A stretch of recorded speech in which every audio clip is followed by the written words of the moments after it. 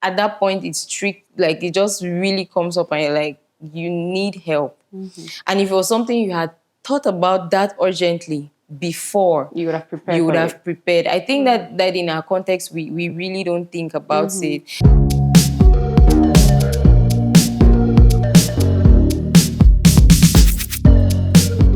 From the time a woman is born into this world to when she leaves, it's like her life has a course. From being a baby girl to a teenage girl to an adult woman. And she has to transition into motherhood. Does she actually get prepared for it? This is a question that we'll be answering on today's episode of Vital Talks. Thank you very much for joining us today. If you haven't subscribed, please do subscribe. I don't want to keep reminding you all on each episode to subscribe. So I'm imagining that you'll be good ladies and gentlemen, good viewers, to subscribe if you haven't. And of course, leave a comment on any topic that we are going to trash on Vital Talk. So thank you so much for joining us on today's episode. With me are two hardworking women who actually having their fair share of motherhood. I have with me Adies and Emeline. Thank you so much for joining me on this episode. It's my pleasure. Glad to be here. Glad to be here. So how are you ladies feeling? How is motherhood treating you?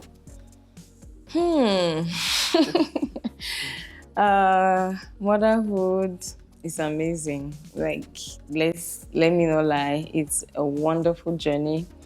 It's, it's a blessing actually, because I remember when I just gave birth to my son, someone said this to me. It's like, motherhood is not a trend, it's an assignment. Of course, yeah. an assignment. And that stuck with me. I remember actually writing it down and sticking it somewhere around my bed, like just to be reminded, yes, I'm actually on an assignment. And so it's an amazing journey. What about you, Emeline? I like her choice of word, assignment. I think so far, I've passed the test into the vocation of motherhood. And I think I've done it. Why do you think you've passed the test? I've passed the test because I'm still alive. When you have to be I've passed the test because I expected that by now I should have crashed. Gone mad. Yes, gone mad. Lost my voice, become a crazier person. But I've passed the test so far. I'm able to keep it cool, calm, and quite collected some days. But do you think that one can really be prepared enough for motherhood?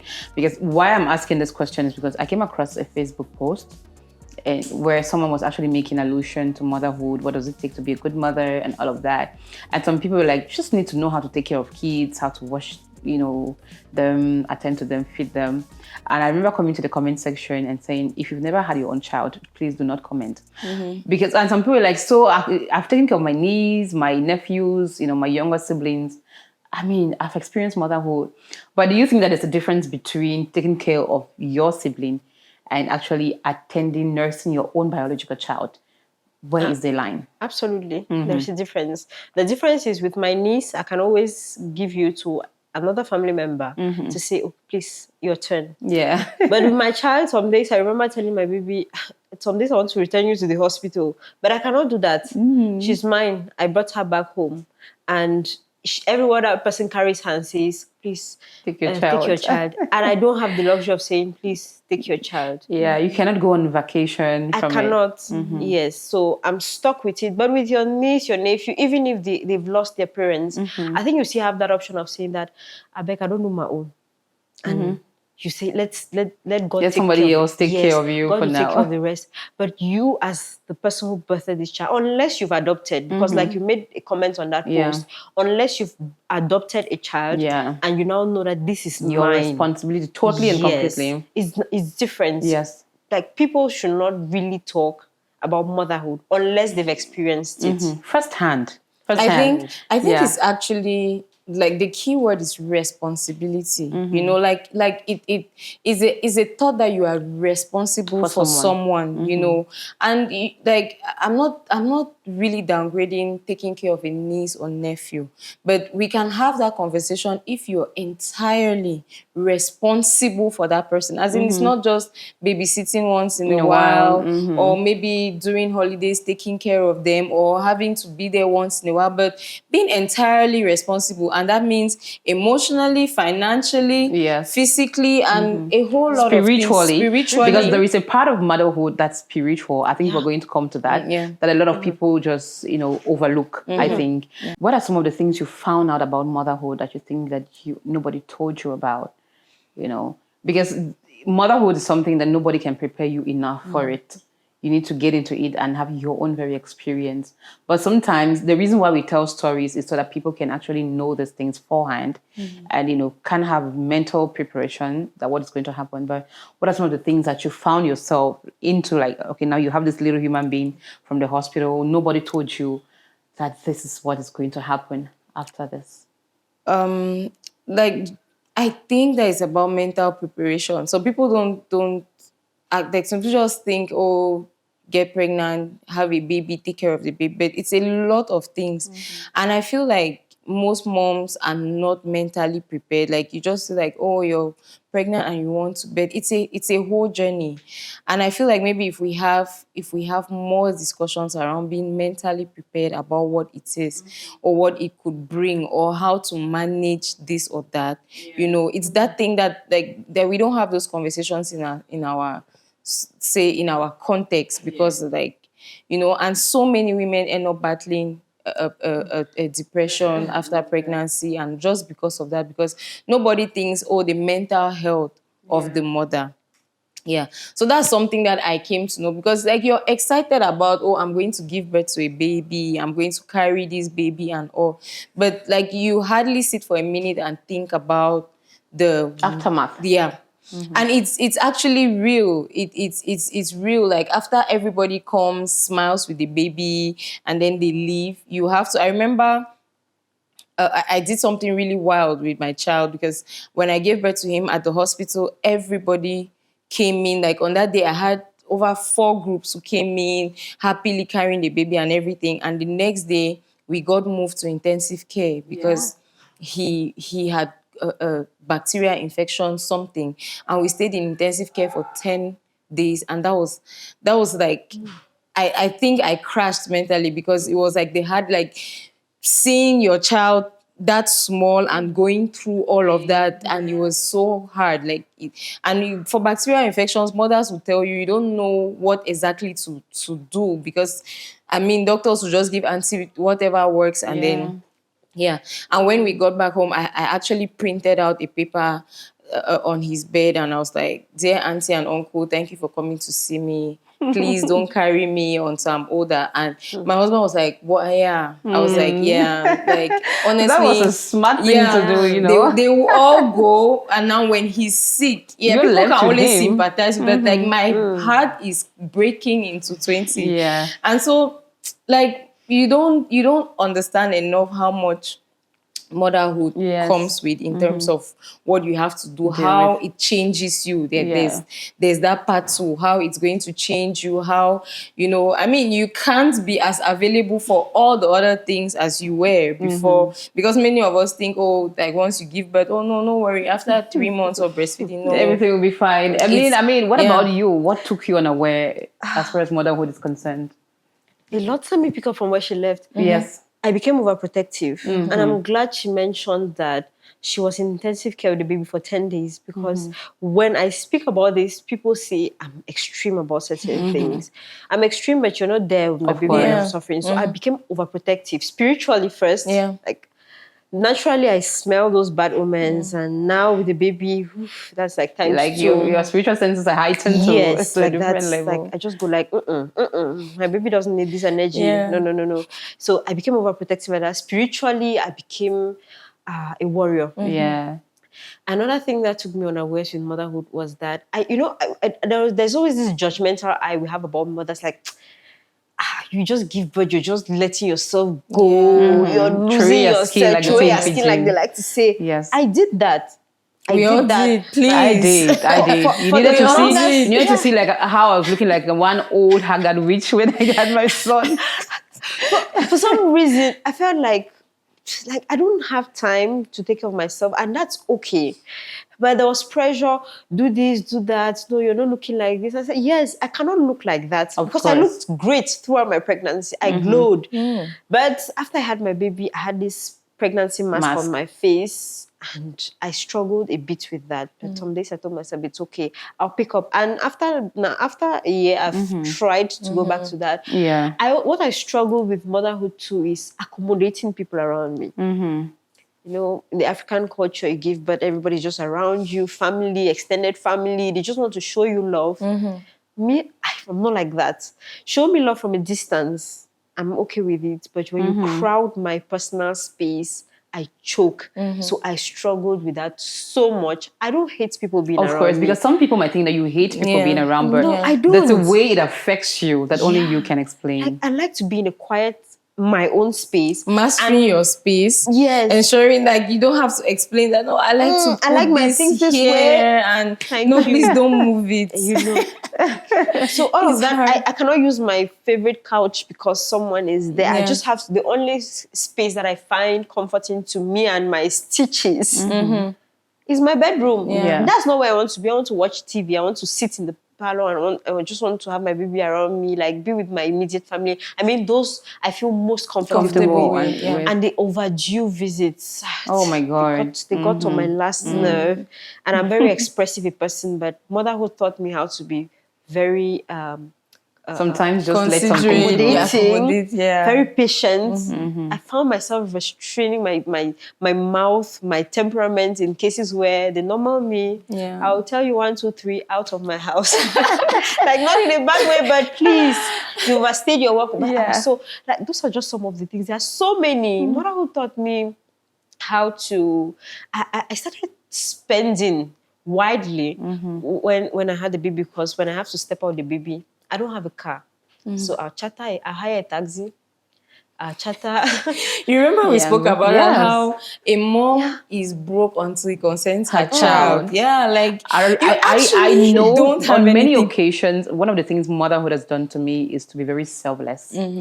On many occasions, I'll be in need. I remember one time my husband gave me money, that this money is for you. This is money for you. This is your gift, my gift from me to you.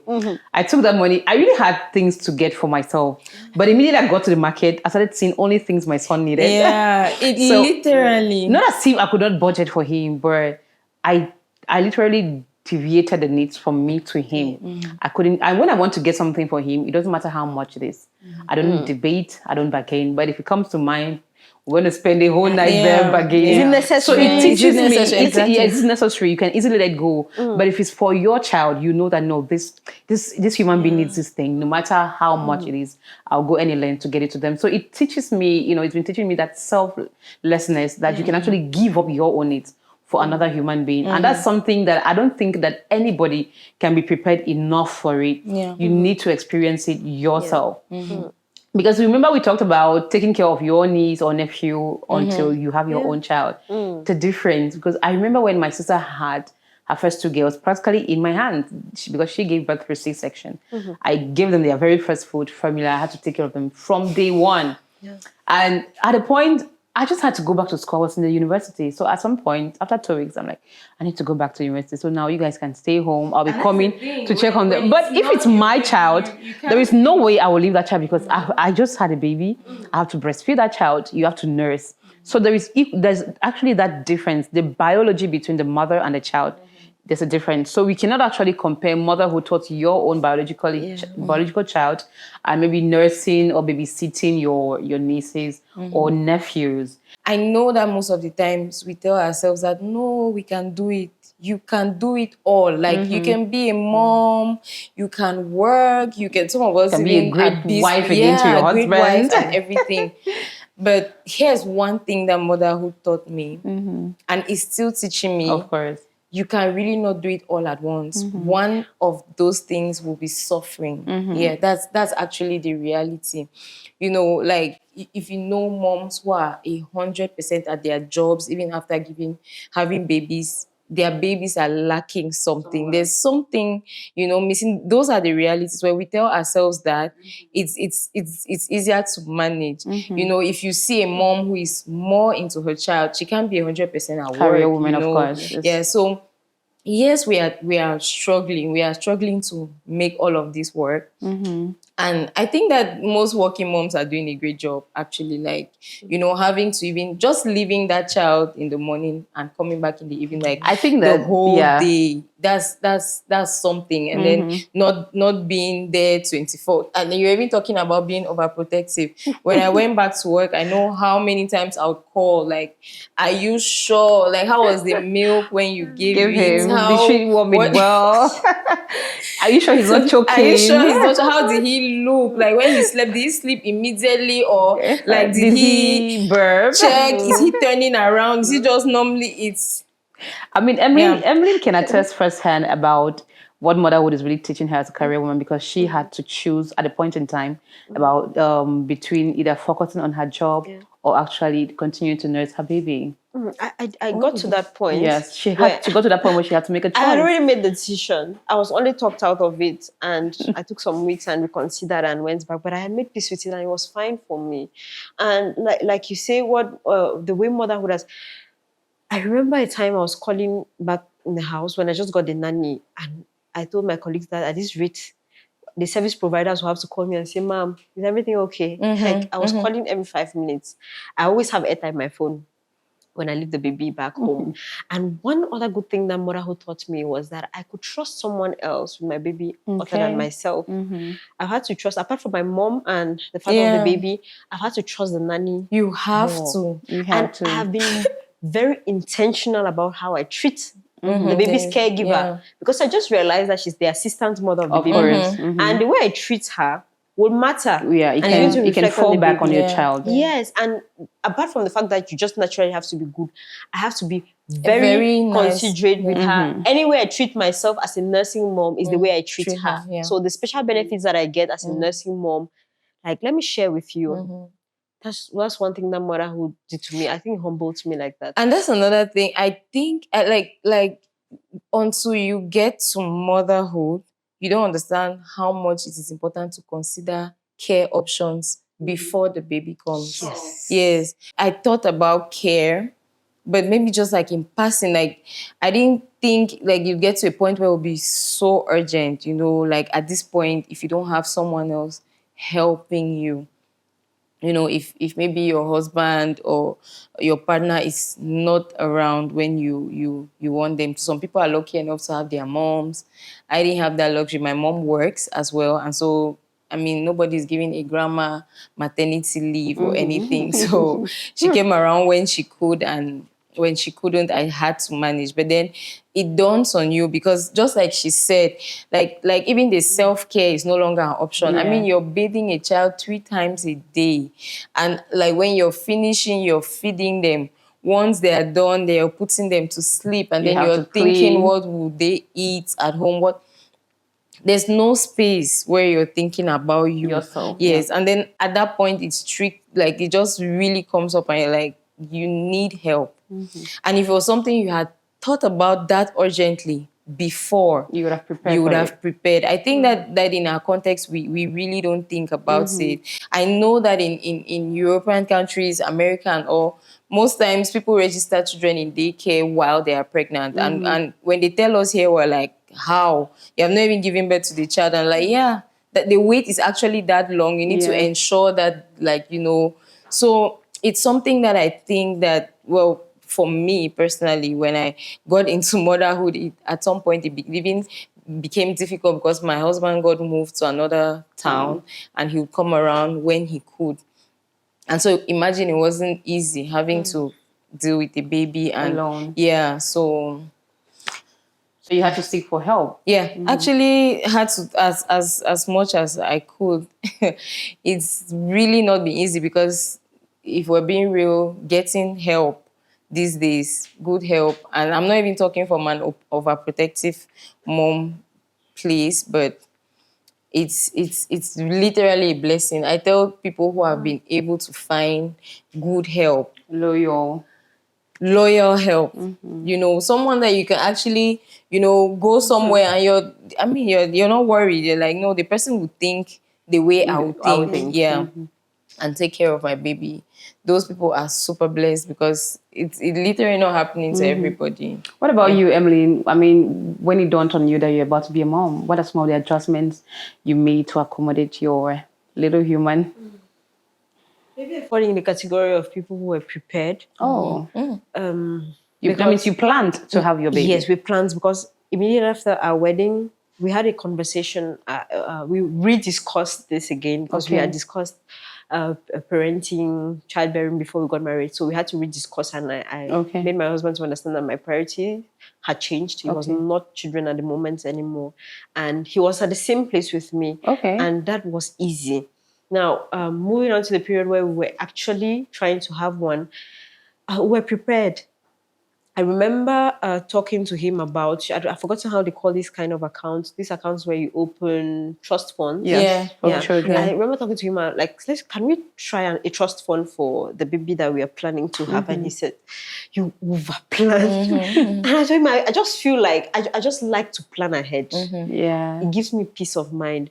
So we dropped that idea, but financially, I would say we prepared so well because at a personal level, even while I was home and not making any money, I was paying myself a monthly stipend or allowance. Yes, stipend. I was paying myself a monthly stipend because I saved up in anticipation. Like, I don't want to feel financially frustrated while I'm at home. Yes. I don't want visitors to come and meet me at home and I cannot even offer them anything. So that was how, at the personal level, I planned. And again, at another personal level, I didn't want to purchase some fancy stuff for the baby, and he would tell me like, no, we can't afford that right now. Yes, so I was so prepared at that level. And at our own level, as a couple, we constantly had money at home for in eventualities. Like something would happen in the night while throughout the pregnancy, and we should have been prepared to rush to the hospital and save the situation instead of being sad.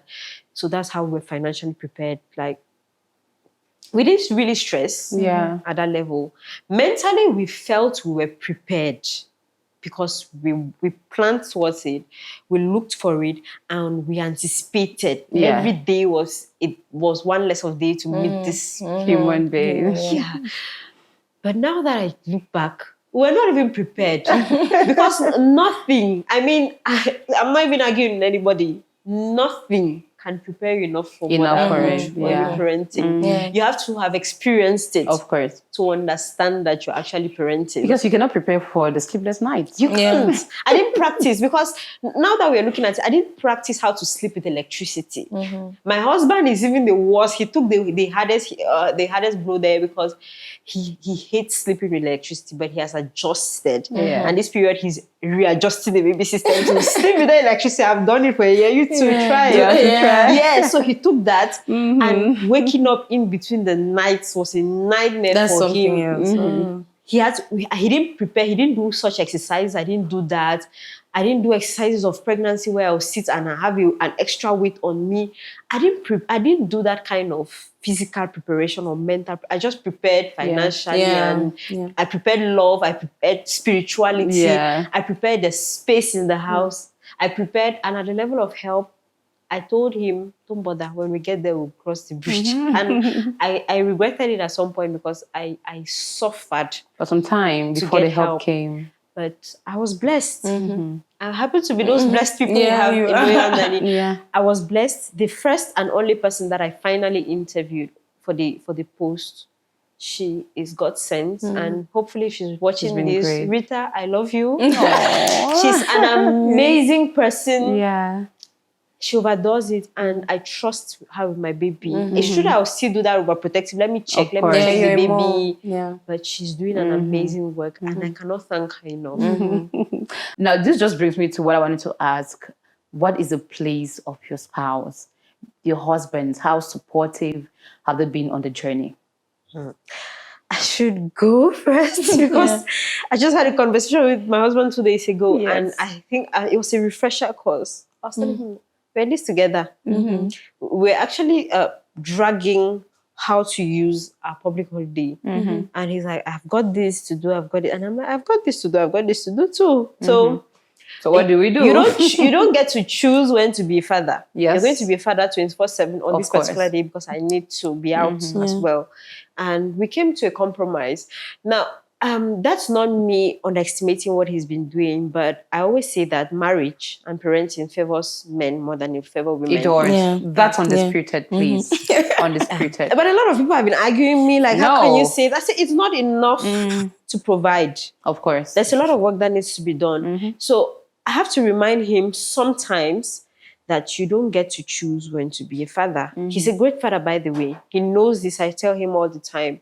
But like periods where the sleepless nights were bad, the colics, they were bad. He had to use the other room to be able to sleep. I told him, look, And you have to stay up to suffer. when you go to work, you get to sleep on your desk. I don't have that luxury because when I have to stay up all day, so you can no longer go to that room to sleep there. You have to stay here. We suffer together, we die together. We brought this together to the world, so we must he go moved through back it. because I told him, if you keep staying here, there's no problem. So let's just do this way. Next week, I come and use this room so they get You to go sleep to with the use baby as other. well. And you like that? No. So he moved in without Back. me even adding another argument to that. He's been very supportive. He does the laundry. He feeds the baby more than me. I've not had that patience to really feed the baby unless I'm home all day. But he feeds the baby. That's an so exception well. there. Yeah, he feeds her so well. He understands her so well. He's more patient with her. He's such a caring father. But sometimes the man in him just wants to go and Just be a man. I go and be a man.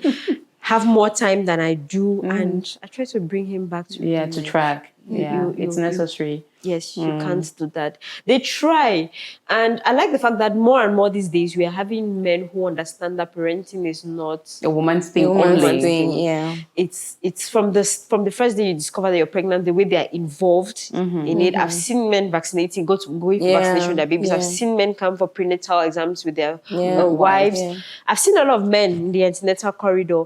And I see how he researched. I saw how he researched about pregnancy, everything that was happening to me. That was interesting. I saw him psychologically pregnant while I was carrying the baby. I think while I was gestation was going on here, his was in the head. He now tells me that he used to think about what could go wrong. He was traumatized. And most recently, he was telling me while he's at work, the least thing that drops either from the cupboard, anywhere, he jumps. Thinking that maybe There's there's a baby home and around. something. He thinks that the baby has fallen because we've had a lot of those traumatic sounds where the baby fell from either the couch, the bed. So anytime it happens, like the way he shouts at the baby, you feel, and I've had that, and I was afraid to share with him because he says I'm too scared. And a little thing scares me. But when he opens up and told me that that's what happens to him in the office, I was happy that he was traumatized because there's a soft part in him that is parenting. There is. I had it like I could not have been able to do this without my husband. Yes. You know, like the especially the pregnancy period after I gave birth. I remember when we got back home with our son, he would each time he would cry at night, even if I was breastfeeding, he would just sit. Like you could tell that he was, what can I now do? I don't have breasts to breastfeed, but he would just be there. Yeah. And then like sometimes when I'm done breastfeeding him, he would hold him and, like make sure he burps and then he falls asleep. There were times when, I remember this particular night, the colleagues, he would not sleep. Like, he would carry him, I would carry him. We went on for that long and there was nothing to do at that time. At some point, I think he fell asleep while I was still, and I woke up, I woke him up, it just pissed me off that he was sleeping. How? I woke him up, and as soon as he woke up, I'll never forget, I just gave him the baby. It was not a discussion, I just gave him the baby, picked a pillow, picked a blanket, and I just went to the living room, and I slept on the couch till morning, and he didn't wake me up, he didn't, I don't know how the whole story finished, but that was it. And I actually really want to appreciate him, because sometimes I wasn't even finding myself, like, in as much as you're a mom, like it gets overwhelming. But like he felt like it still feels like that stable part, like, all this chaos going in. But the minute he comes in, yeah. Like I was talking about help, because most of the times I didn't get the luxury of having good help at home. I just had this one opportunity. It was this one person, Vicky. She stayed with me for a while, and honestly, she's literally like a daughter now. She's no longer with me, but we are in constant contact, and like she comes home when she can, like, because like my place is actually her home now. She's like the only help that I ever had, and it wasn't very long, but it was really that one time when I could breathe, like, you have this one time. So I'm actually forever grateful to Vicky. She was a good part of it. But in all of that chaos, I've barely, the times when there was no Vicky, I had, nannies who came and went after 2 days, 3 days. Like there was a lot of chaos. I mean, it's like introducing your child to Yeah, so many to places. so many people. Yeah, it gets difficult. I'm struggling. I'm taking him to somewhere while I have to go to work, pick him up and on. But now, like when my husband walks in, like he doesn't live. He works out of town, but when he comes home, like You feel his home. Exactly. Yeah. Sometimes like he doesn't say it, but I can literally feel him being like, "I'm here now. It's okay," like, yeah. And when I wake up in the morning, like there's just, We cannot overemphasize the importance of supportive spouses in the journey of motherhood. It is true we get to hear so much often about motherhood, but there is actually fatherhood. And I think that I'll carry this conversation to fathers. I think we should. Yeah, I'll have to bring on some fathers who should share their experiences when they found out that their wives are pregnant.